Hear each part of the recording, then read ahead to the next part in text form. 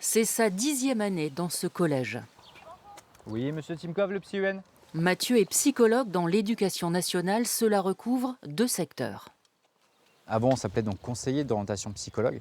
Donc on a gardé cette casquette en lien avec l'orientation, mais on a également la casquette donc, sur la psychologie, donc en lien avec tout ce qui va être situation de mal-être.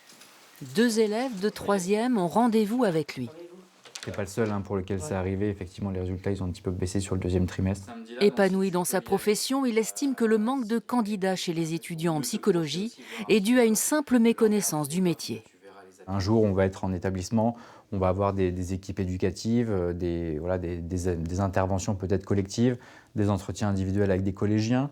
Le lendemain, on va avoir des lycéens qui sont en pleine angoisse peut-être avec leur projet d'études post-bac. On reconnaît que les jeunes vont mal aujourd'hui, les questions aussi de harcèlement, de cyberharcèlement.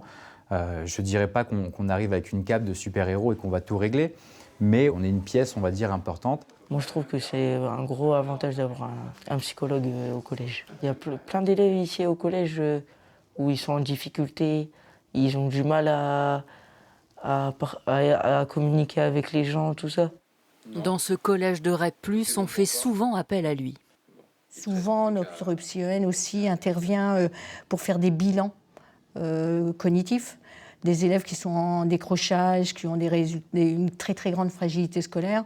On cherche à savoir si, par son expertise, il peut nous indiquer si ce n'est pas un élève qui pourrait relever d'un enseignement adapté. On le retrouve au lycée. Une jeune psychologue stagiaire observe l'échange. Elle comprend les réticences des jeunes à exercer ce métier. On vient d'avoir les résultats du mouvement interacadémique et justement, il y a beaucoup de personnes qui sont mutées loin de chez eux, même en étant pacsées, mariées avec des enfants. Donc voilà, là c'est ça qui, je trouve, le plus grand risque de passer le concours. Pour exercer ce métier, il faut avoir un master de psychologie, réussir le concours de l'éducation nationale. Le salaire de début est autour de 1 900 € net.